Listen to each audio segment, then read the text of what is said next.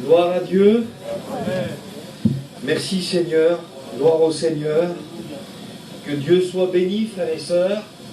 L'expérience de Steven, je pense qu'elle est comme à moi, comme pour vous tous, vous a fait beaucoup de bien, frères et sœurs.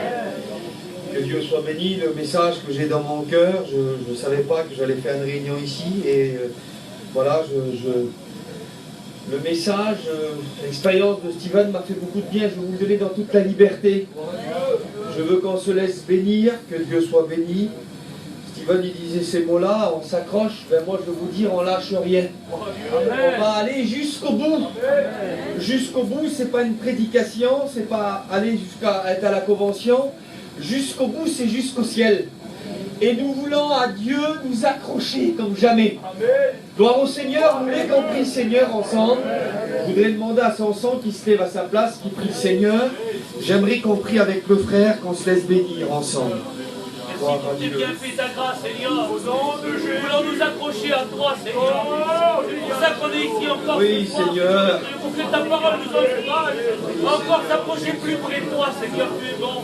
Bénis Cheyenne pour nous, Seigneur. Encourage ton assemblée, Seigneur. Sauve celui qui ne t'a pas encore rencontré. Celui qui n'a pas encore eu la force de te dire oui, Seigneur. Alors tu le touches par ta parole. Et à toi soit la gloire. Amen. À Dieu la gloire. Amen. Gloire au Seigneur. On lit deux passages de la Bible ensemble, si vous voulez. Hein. Que Dieu soit béni. Dans le livre des rois. Deuxième livre des rois, chapitre 1er, et le verset 9. Une courte lecture, et après on lit dans l'épître aux Philippiens. Il envoya vers lui un chef de 50 avec ses 50 hommes. Ce chef monta auprès d'Élie qui était assis sur la montagne, sur le sommet de la montagne, et il lui dit: Homme de Dieu, le roi a dit, descends. On lit d'autres passages maintenant, si vous voulez bien. La lecture elle est un petit peu plus longue. Philippiens 1, au verset 27. Seulement, conduisez-vous d'une manière digne de l'évangile de Christ, afin que soit que je vienne vous voir, soit que je reste absent, j'entends dire de vous que vous demeurez ferme dans un même esprit, combattant d'une même âme pour la foi de l'évangile, sans vous laisser aucunement effrayer par les adversaires, ce qui est pour eux une preuve de perdition, mais pour vous de salut. Et cela vient de Dieu, car il vous a été fait la grâce par rapport à Christ, non seulement de croire en lui, mais encore de souffrir pour lui, en soutenant le même combat que vous m'avez vu soutenir, et que vous apprenez maintenant que je soutiens encore. Amen. Amen, gloire à Dieu. Que Dieu soit béni. On va parler ce soir. Je crois qu'on arrive à la fin des temps. Je crois qu'on est la génération. Je ne suis pas le seul. Nous le prêchons, nous le croyons. Je crois qu'on est la génération, nous qui sommes là. Nous allons voir le retour du Seigneur. Je crois qu'on arrive à la fin des temps. Et dans cette dernière grande ligne droite, il ne faut rien lâcher, frères et sœurs. Amen.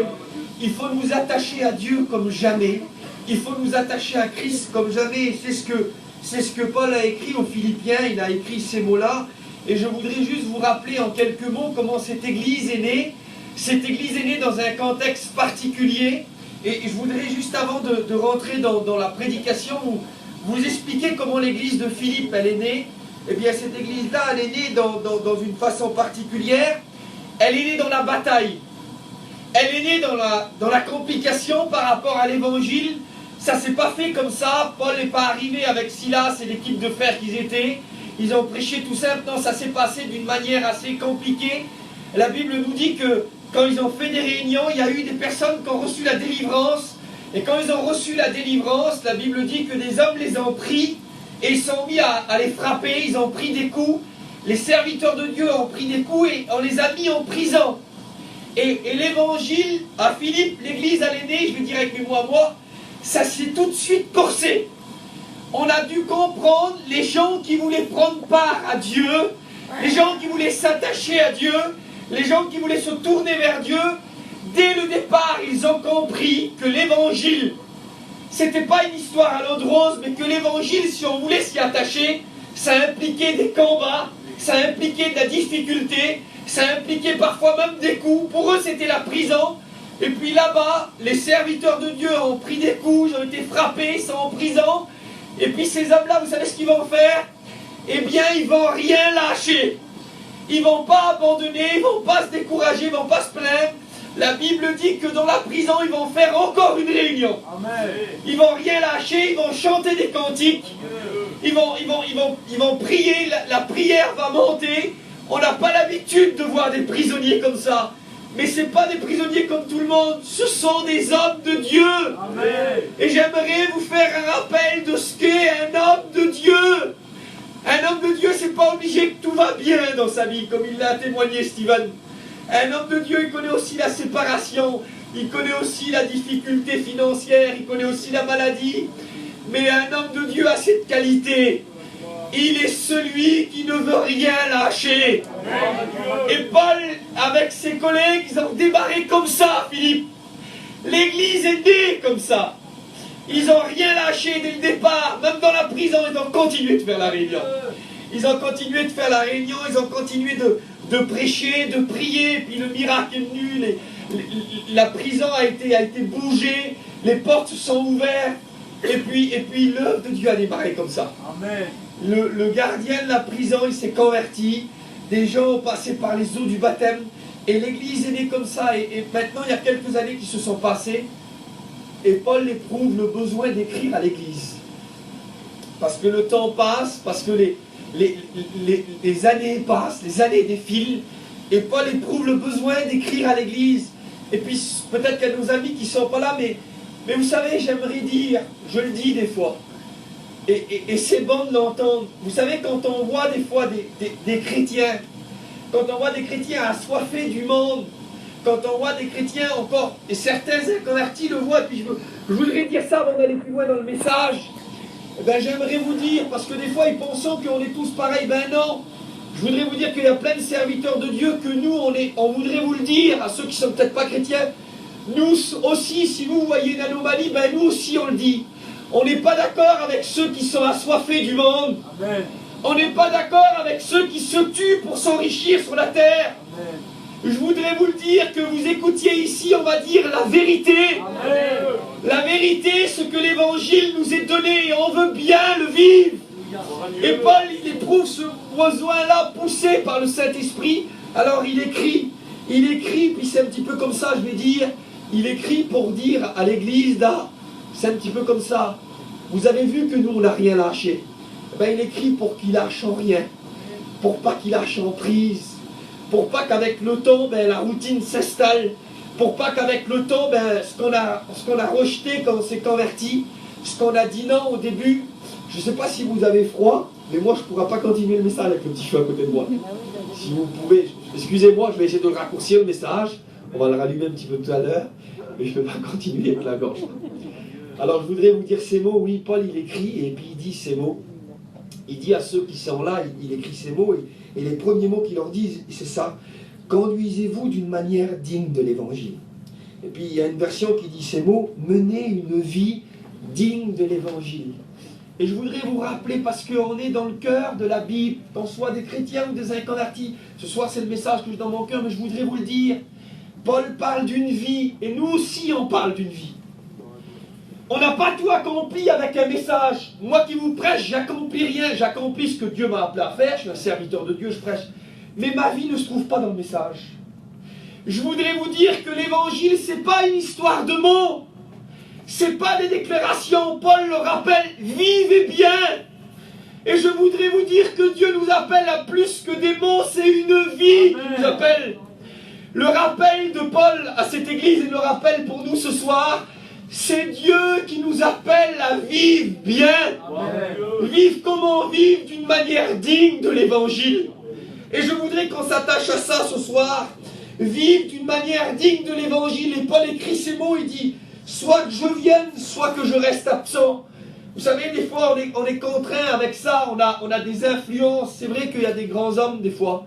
Et sur l'influence de certains grands pasteurs, on serait poussé à vivre mieux, à faire plus d'efforts. Mais l'évangile est tellement fort, frères et sœurs. Paul, il disait ces mots. Il disait que je sois là ou que je sois pas là. Je vais le dire comme ça. Paul disait ça. Avec moi dans l'église ou sans moi, vivez bien. Amen. Et je voudrais vous dire ces mots, qu'on soit ici à l'église, là, qu'on soit ici à notre retraite spirituelle, et que ici on est fidèle à la réunion de prière, qu'on soit ici entouré des ministères, ou même qu'il n'y a plus personne. Vivons bien, frères et sœurs. Peu importe l'endroit, Paul leur disait ça, avec moi ou sans moi, vivez bien, vivez digne de l'évangile. Et je voudrais vous faire ce rappel. L'évangile nous est donné, il est puissant dans nos chapiteaux, il est puissant dans la bouche de nos ministères et des frères qui prêchent la parole de Dieu. Mais l'évangile a la même puissance quand on est tout seul. L'évangile, c'est pas une question d'ambiance. L'évangile, c'est pas une question d'influence. C'est vrai qu'il y a des personnes qui vont nous aider, puis on va pas mettre ça de côté. C'est vrai, mais l'évangile, c'est surtout une décision personnelle. On sera ce qu'on a décidé qu'on soit, frères et sœurs. On ne peut pas être, c'est pas un autre qui pourra choisir ce que tu seras. Personne ne peut faire tes propres choix. Nos choix devant Dieu, ce sont les nôtres. Et Paul le disait, que je sois au milieu de vous, que je ne sois pas là. Conduisez-vous de cette manière-là, digne de l'évangile. Et je voudrais vous rappeler ce soir, je voudrais vous annoncer ce message. La Bible nous appelle, et puis c'est de ça, c'est ça qui résonne dans mon cœur. Il y a tellement de messages, qui oui, il l'a dit tout à l'heure, il dit on vient ici pour un mot, et puis peut-être que nous, on a l'habitude d'aller le matin, c'est pour nous les chrétiens, c'est notre programme à nous, puis le soir, ben, c'est peut-être pour les inconvertis, mais ce soir, c'est peut-être le mot que toi, chrétien, serviteur de Dieu, tu voudrais entendre. C'est peut-être un mot, tu es peut-être là, et puis peut-être que les temps passent, les années passent, et parfois le manque de résultats, parfois la lassitude, parfois on a envie d'arrêter de faire ce qu'on a fait pendant des années. Parfois on est sur le point de dire oui à ce qu'on a dit non, ça fait des années qu'on dit non à certaines propositions.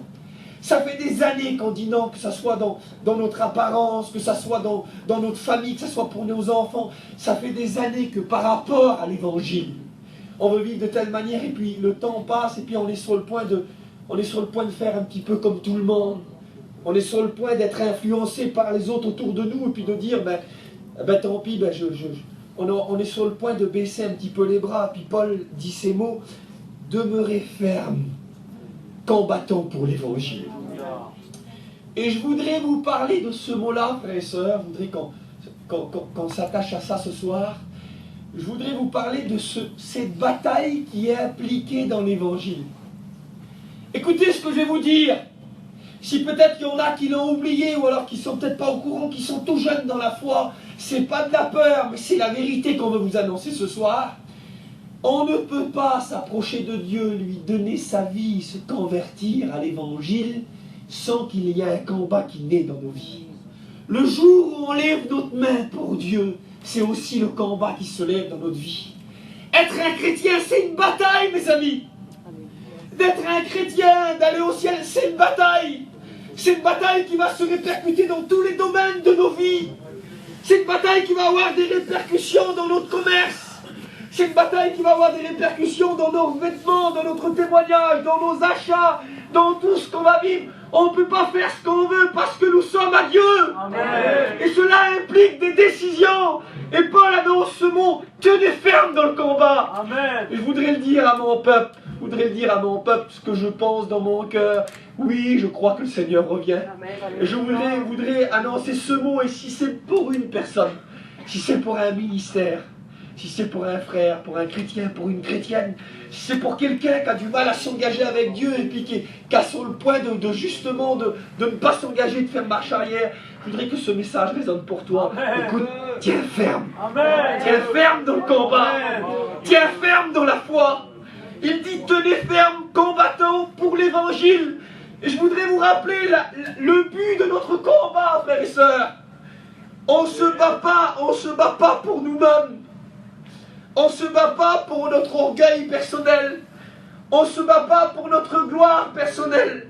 On ne se bat pas pour avoir de belles choses sur la terre. Si on les a, c'est bien, mais ce n'est pas un combat. Notre combat n'est pas pour nous. Nous nous battons pour Dieu. Amen. J'aimerais vous rappeler ces mots ce soir. Nous nous battons pour Dieu. Amen. Notre combat est pour lui. C'est pour lui qu'il y a des fois des complications dans nos vies. Ça serait simple. Ça serait simple, j'ai écouté des témoignages des fois, des pères. Imaginez-vous, je pensais à ça, on en parlait avec Samson, avec les frères dans l'été. Je pensais à ça.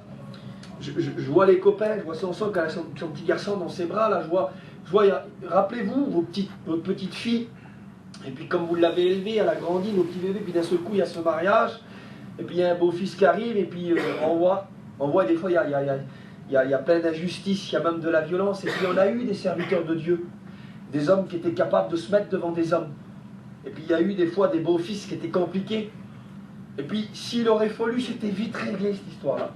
On en connaît, vous en connaissez, moi je connais, quand je dis ça, je pense à un frère en particulier. Ça aurait été vite réglé, mais c'est pas pour lui qu'il se bat. Il se bat pour Dieu. Et quand on se bat pour Dieu, alors on règle pas vite les affaires. On fait pas comme on veut. L'évangile implique ça. L'évangile, des fois, on pleure. L'évangile nous fait pleurer. Et puis c'est peut-être bizarre le message, j'aimerais plutôt vous prêcher l'évangile qui nous fait rire et qui nous met de la joie. Et ça aussi, c'est la vérité. L'évangile est capable de rendre un homme heureux plus que toute autre chose sur la terre. Et ça, c'est la vérité. Mais je voudrais vous prêcher un côté aussi ce soir. L'évangile est aussi capable de nous faire pleurer. Pleurer parce qu'on ne veut pas perdre le combat devant Dieu. Pleurer parce qu'il y a des années de vie chrétienne derrière nous. Pleurer parce que des fois, c'est tellement facile à régler certaines choses. Mais voilà, il y a toute une vie derrière nous. Et cette vie-là, on ne veut pas la mettre à la poubelle pour quelques instants. Alors on pleure, mais on garde le combat. Et c'est ce que Paul disait à l'église. Gardez son honneur pour Dieu. Quelle beauté, Seigneur. S'il y a bien de l'honneur dans des hommes, je crois que c'est le monde chrétien. Nous sommes des hommes d'honneur. Nous sommes des hommes de vérité. Je disais ça, il y a quelques jours, on a arrêté Kiwi ensemble, et puis j'étais vers moi, j'ai pas été à l'étude, j'avais un message, et lui il est venu vers moi, comme ça il n'était pas le carreau, on parlait, puis il dit c'est un message, il dit reste là, et il dit tu vas certainement faire une réunion. Et puis le message il est là ce soir, il est dans cette réunion-là. Et j'étais en train de regarder ça, des copains nous l'ont parlé, on a déjà écouté. C'est la vérité, mais il y a une légende qui raconte ça. C'est une petite bête, ça s'appelle l'hermine, je ne sais pas trop si je dis bien le nom, mais je crois que c'est ça. Et puis on raconte une histoire. Il y avait en Bretagne, là-bas, pour les Bretons peut-être, ils savent ça. Il y avait en Bretagne une duchesse, je crois que c'était la duchesse Anne, et puis la légende raconte ça. Elle était un jour en train de se promener avec son carrosse, là, et elle a assisté à une chasse. Elle a vu des chasseurs qui poursuivaient cette petite bête. Alors je vais vous expliquer ce que c'est. C'est une bête qui a une fourrure blanche, d'une blancheur vraiment l'hiver, c'est terrible. Elle est toute blanche. Et puis les chasseurs la chassaient et c'est une bête. On raconte cette histoire-là qui a une dignité. Cette petite bête-là, dans la légende qu'elle raconte, là, elle est arrivée à un moment donné devant une grande mare de boue. Puis elle pouvait plus passer. Si elle rentrait dans la boue, alors elle serait remplie de boue. Et la légende a dit comme ça que cette duchesse, elle a passé, elle est arrivée juste au moment-là. Et elle s'est arrêtée, elle a regardé ce que la petite bête allait faire. Écoutez bien. Elle s'est arrêtée et plutôt que rentrer dans la boue, il y avait les chiens, il y avait les chasseurs derrière. Plutôt que salir son pelage tout blanc, son vêtement blanc, plutôt que le salir, vous savez ce qu'elle a fait? Elle s'est retournée pour combattre ceux qui venaient la chasser.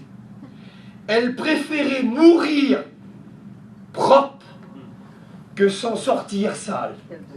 Et la duchesse, écoutez bien ce qu'elle a fait. Elle a pris le logo là. Elle a pris le, je sais pas, le logo, le blason, on va dire, voilà, comme ça correspond mieux. Elle a pris le blason, elle a fait une croix dessus et elle a mis cette petite bête, l'hermine, elle l'a mis dessus pour habiller tous ses chevaliers. Ça l'a tellement marqué, cette dignité dans cette bête, qu'elle a fait l'emblème de ses chevaliers.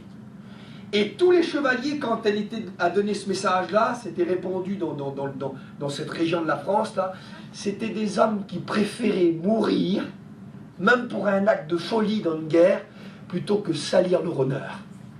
Eh bien, je voudrais vous dire, vous savez ce que c'est ça? Ça, c'est nous! C'est nous, les serviteurs, les chrétiens, les enfants de Dieu! Amen. Dieu ne nous a pas donné un vison, il nous a donné un vêtement blanc! Amen. Et on est engagé dans le combat, et mieux vaut pour un chrétien. Je vais dire quelque chose de bizarre, mais on le dit, on l'a tellement pensé.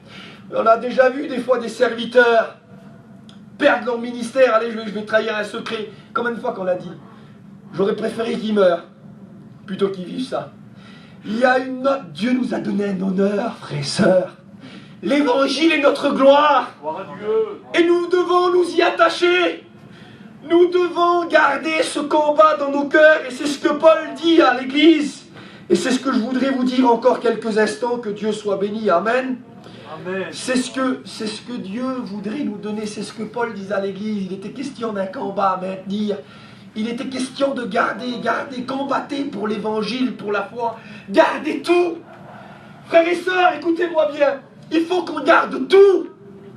On était aux études il y a 4 ans en arrière. On était avec les copains, on en avait parlé au téléphone. Ça faisait 10 ans qu'on servait le Seigneur. Et puis on a dit, quelle beauté pour fêter notre ministère. 10 années de service, c'est beau. On a dit, la plus belle chose, c'est de retourner à la source. Puis on est revenus tous pour une session, là, quelques copains quand on était là. Et puis pendant la classe, les frères nous ont fait dire un mot. Puis il y a un des copains qui a dit ça. Il y avait tous les étudiants qui étaient là, il a dit, les frères, il dit, vous avez vu des fois ces gros Boeing, ces gros avions immenses là, ils ont des milliers de tonnes, des gros réacteurs et tout ce que vous voulez. Et puis pourtant, il y a une petite bougie, et la petite bougie là fait une petite étincelle, et c'est ce qui fait allumer, c'est ce qui fait prendre le carburant, et c'est ce qui fait démarrer l'avion. Et s'il n'y a plus cette petite étincelle, même qu'elle a tout, elle ne bougera plus. Et puis il disait ce mot-là, ce frère, il disait aux étudiants, réveillez-vous chaque matin et vérifiez toujours que l'étincelle est allumée dans ton cœur. Eh bien, je voudrais vous dire que même la plus petite des étincelles qui est dans l'évangile, il faut qu'on garde tout, frère. Et Paul disait ces mots, hein, je vous ai fait la lecture, il disait, il vous a été non seulement par rapport à Christ, la grâce de croire en lui, mais plus encore la grâce de souffrir pour lui. Et puis Paul rappelle des mots que des fois on voudrait sortir, nous, de nos vies. Des mots qu'on voudrait plus vivre, des mots qu'on voudrait bien pratiquement bannir. Paul rappelle la souffrance. Et puis c'est ce que je voudrais vous rappeler ce soir en quelques mots. L'évangile, on ne peut pas choisir la joie, la paix, Dieu qui pourvoit à nos besoins. Je ne suis pas contre ça, frères et sœurs. Je ne suis pas un homme qui broye du noir ou qui prêche du noir ce soir. Je suis pleinement convaincu que Dieu apporte beaucoup de joie, que Dieu pourvoit à nos besoins, mais je sais aussi que Dieu ne sera pas d'accord qu'on vienne trier la joie, le bonheur, et puis qu'on rejette tous les mots comme souffrance, comme simplicité. Ça a été dit par Steve, certainement que vous étiez à la réunion, hein, les mots qu'il a dit. Je crois que on doit vivre toute la Bible, frères et sœurs.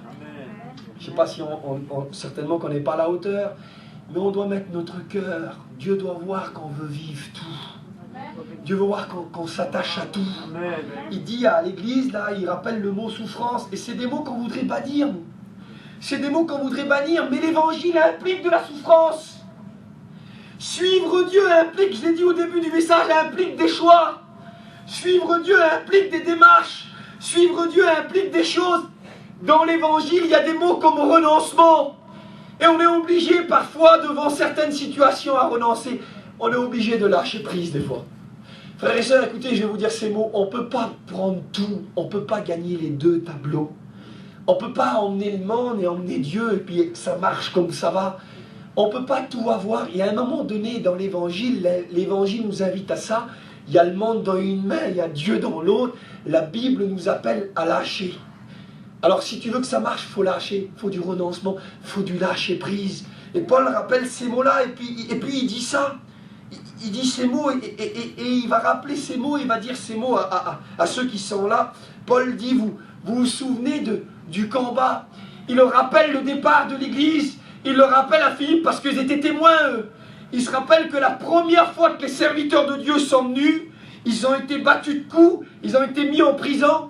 Et il dit, vous vous souvenez du combat que j'avais au tout début? Et puis Paul, il a vieilli, il est là, et puis eux, ils écoutent, ils lisent la lettre, là. Et Paul leur dit ces mots, et bien il dit, ce combat-là, je le maintiens encore aujourd'hui. Paul est en train de le dire, ben vous vous souvenez du départ, c'était la bataille. Et bien maintenant, c'est pratiquement la fin. Et bien c'est encore la bataille. Je voudrais vous dire que la bataille, elle continue dans nos vies, nous nous battons. Et si quelqu'un aurait cessé de se battre, alors c'est le temps de reprendre le combat ce soir. C'est le temps de remettre tes pieds bien calés, de reprendre tes armes, de repartir. Ne soyons pas des hommes du passé. Un homme a dit ces mots un jour. Il a dit la nostalgie. Vous savez ce que c'est la nostalgie, hein? Nous on dit comme ça, négues. Ça veut dire on regarde avant, puis on dit, t'as vu comme c'était avant? Puis on a beaucoup qui vivent dans le passé, dans la nostalgie. Un homme a dit ces mots un jour. Il a dit la nostalgie vient dans une vie quand le présent n'est plus à la hauteur de notre passé. Ça veut dire que quand on a tellement baissé dans notre vie, alors la nostalgie elle vient s'installer, puis on est obligé de redire, c'était pas mieux avant. Hein. Ben, je voudrais vous dire qu'on a des bons jours aujourd'hui. J'aimerais vous dire qu'on a des bons jours. J'aimerais vous dire que le meilleur est devant nous. Et si peut-être on serait devenus des hommes nostalgiques, il serait temps de reprendre, comme Paul il l'a dit. Vous vous souvenez qu'avant je me battais? Eh bien je voudrais vous informer que je continue le combat encore. Et je voudrais vous dire ce mot, le combat continue. Et puis ce que le diable voudrait, lui, il voudrait qu'on arrête le combat, il voudrait qu'on lâche prise, il voudrait qu'on redescende un petit peu.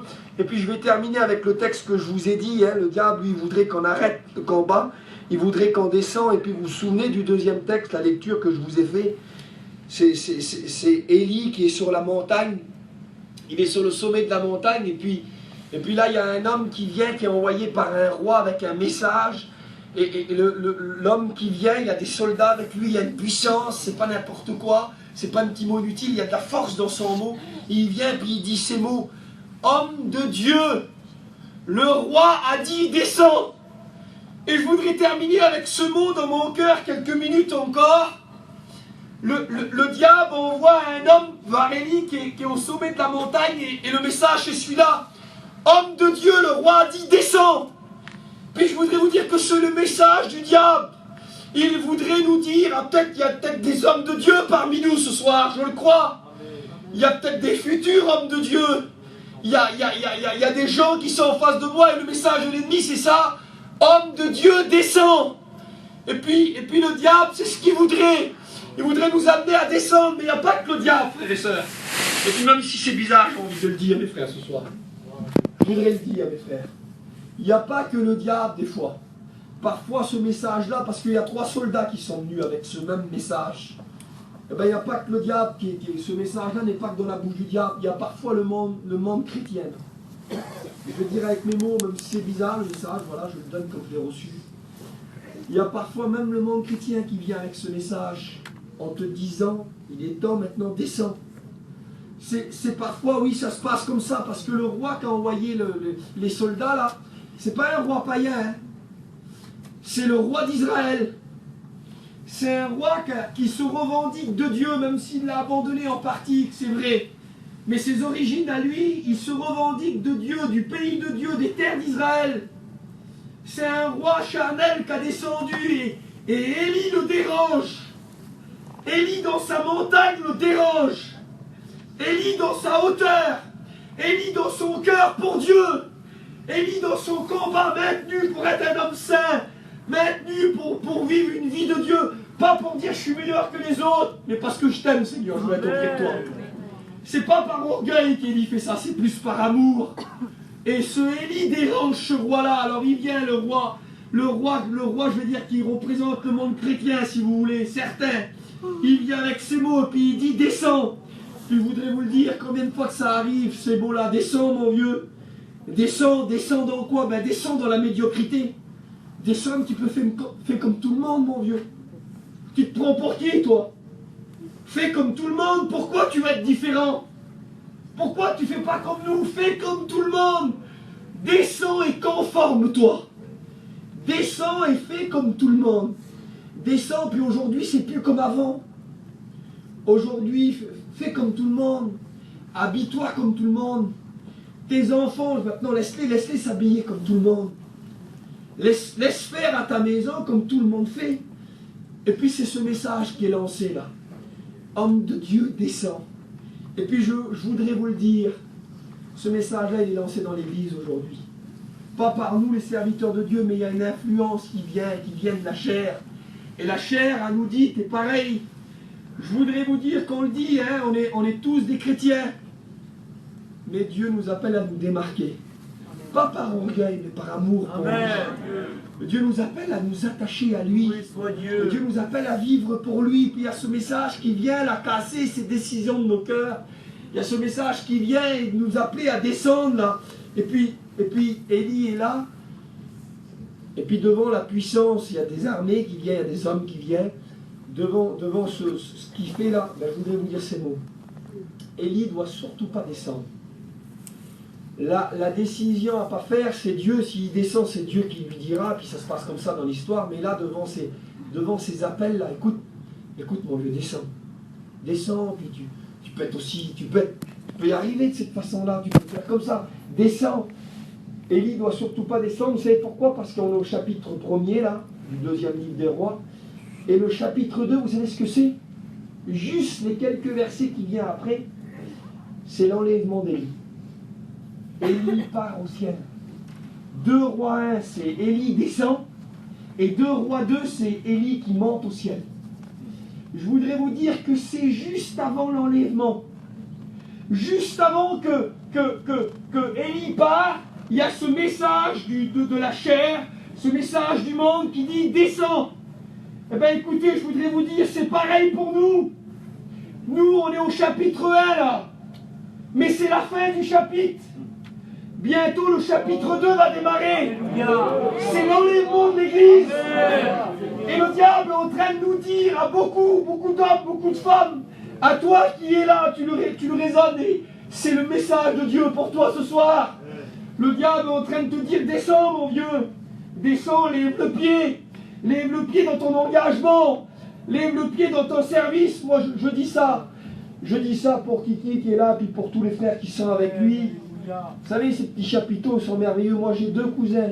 Des cousins à moi qui ont rencontré le Seigneur dans des chapiteaux comme ça. Vous voyez, ces chapiteaux-là, il y a plein de mamans, il y a plein de gens qui ne peuvent pas aller aux chapiteaux là.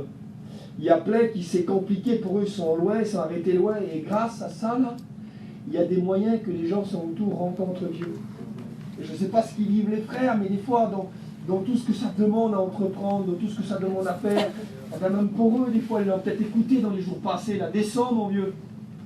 C'est la dernière fois que tu le montres, le chapiteau, là. Et puis peut-être que toi, ça ne te concerne pas, c'est pour eux ce message-là. Mais peut-être que toi, c'est cet été, écoute, cet été, fais-toi là tranquille un petit peu.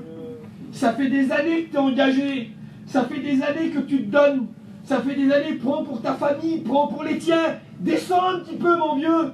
Regarde les autres autour de toi, ils le font. Descends, il y a peut-être des femmes là qui refusent de réclamer à leur mari ce que tout le monde a. Peut-être que toi tu regardes autour de toi, puis il y a beaucoup d'abondance au niveau du matériel, au niveau de plein de choses. Et puis toi tu as un mari qui veut servir Dieu, et ça fait des années que tu dis rien pour pas l'embarrasser. Et puis là le diable il te dit, écoute, descends un peu, parle un peu ma vieille, dis-le que tu veux un peu tes affaires ou des choses. Et puis le diable est en train de nous appeler à descendre. Mais c'est pas tout en bas de la montagne qui veut nous amener. Il sait bien qu'on n'ira pas. On va pas retourner dans le péché demain. Alors il dit juste descends un petit peu. Descends, fais comme tout le monde. Eh bien je voudrais vous dire, non. Amen. Descendons pas. Amen. Descendons pas parce que justement on part bientôt. Élie, c'est le dernier chapitre de sa vie, il part. Imaginez-vous s'il répond à cet appel-là. Imaginez si toute la vie d'Élie serait partie en fumée parce qu'au dernier moment, lui, là, il a envie de faire comme monsieur tout le monde. Tu as peut-être toi envie de faire ça, tu es peut-être tenté, c'est pas une honte. Écoute, si ça te concerne ce soir, n'as pas honte de ça. Tu as la chair, tu es un être humain, peut-être que tu es là et tu es peut-être tenté de faire comme tout le monde. Au nom de Jésus, reçois ce mot dans ton cœur. On t'appelle homme de Dieu, descends, le roi t'appelle. L'invitation, ça ne se refuse pas. Le roi, oui, il y a le roi d'Israël qui appelle Élie à descendre. Mais il y a le roi des rois qui l'appelle à rester en haut. Je voudrais te dire que le roi des rois t'appelle à rester en haut. T'appelle à t'attacher. Même si tu n'es pas moderne, même si tu es ancien, même s'il y a plein de choses. Même si peut-être tu as honte de ce que tu es. Que Dieu soit béni. Jésus a dit, heureux serez-vous quand vous serez persécutés à cause de moi. Que Dieu soit béni quand on a honte parce qu'on veut garder notre vêtement blanc. Que Dieu soit béni quand on semble un peu arriéré par rapport aux autres. Même si tout le monde le fait, je vais terminer avec ce mot. Vous savez, Élie, il était là à un moment donné dans sa vie. Et puis tout le peuple était là. Il y avait contre lui 800 hommes. Ça, 850 hommes. Hein. Il y avait 850 hommes d'un côté, et il y avait Élie de l'autre côté. Et si on demande, pas besoin d'un mathématicien, pas besoin d'un docteur ou d'un enseignant pour dire ça, frère, elle est où la majorité? Eh bien, la majorité, elle est là-bas, il y en a 850, et là, il y en a un tout seul. La majorité, elle est là. Puis il y a un homme de Dieu qui a dit non. Ça, c'est ce regard des hommes. La majorité, elle n'est pas là. La majorité, c'est Élie. Comment? Il est tout seul. Non. Élie a Dieu avec lui. Et oubliez jamais ça. La majorité, c'est Dieu. La majorité, c'est pas ceux qui descendent, là. Même s'ils sont pleins à le faire. Ne te laisse pas influencer par ça. La majorité, c'est Dieu. Et Dieu nous appelle à rester fermes pour l'évangile. Merci, Seigneur, pour ta parole. Merci pour la réunion du soir. Seigneur, chacun de nous voulons revoir nos engagements. Nous voulons renouveler notre cœur. Seigneur, si le message nous a été donné, homme de Dieu, descends, le roi t'appelle. Nous voulons répondre non à cet appel. Et nous voulons demeurer sur la hauteur de la montagne. Nous voulons demeurer fermes dans notre engagement. Seigneur, le chapitre 2, il vient, on le sait, il est là à la porte. Bientôt on part. Alors c'est pas le moment de descendre. Seigneur, bénis-nous. Que ton nom soit béni.